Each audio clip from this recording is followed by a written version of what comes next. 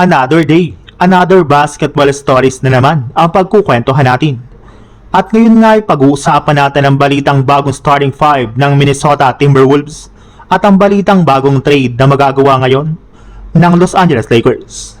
Sa loob lamang nga po ng isang off-season ay dalawang malaking trade o move na nga po agad ang ginawa ng Minnesota Timberwolves sa pag-trade nga po nila sa dalawa sa kanilang mga key players na kinabibilangan ni Julius Randle na ibinigay nga po nila sa Brooklyn Nets at si Naz Reid na tinrade rin naman nga po nila sa Charlotte Hornets. At dahil nga po sa ginawang move na ito ng kanilang front office, ay malaki na nga po agad ang pinagbago ng kanilang team lalo na ang kanilang starting lineup na posibleng buhin na nga po next season ni Anthony Edwards, LaMelo Ball, Ayo Dosunmu, Jaden McDaniels at si Rudy Gobert. At bagamat man nga po may ilang mga fans ang na-impress sa ginawang move na ito ng Wolves sa pagkakaroon na nga po nila ng mas malakas na backcourt, ay may ilan rin naman nga po dito ang hindi nakumbinsi dahil kita nga po na mas humina ng gusto ang kanilang frontcourt sa pagkawala ng kanilang mga big man at power forward na tumutulong kay Rudy Gobert sa ilalim ng basket. Kaya kung sakali man nga po na hindi mag-click ang duo ni Anthony Edwards at LaMelo Ball ay posible nga po namang hina ng gusto ang kanilang team sa susunod na season. Sa ibang balita naman,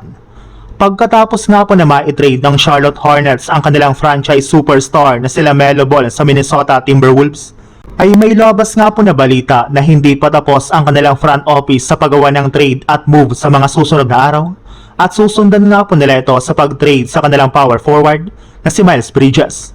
Patapos na rin naman nga po ang kontrata nito kaya mas gugustuhin nga po ng kanilang team na gamitin ito bilang piyesa para makakuha sila ng mga bagong players at future draft picks. At kasabay nga po ng paglabas ng ganyang klaseng balita, ay ibinulgar na nga po ng isang NBA analyst na isang po ang Lakers sa mga koponan na interesado sa pagkuha kay Miles Bridges. Meron rin naman nga po itong athleticism at scoring ability na babagay talaga na kasama ni Luka Doncic sa susunod na season.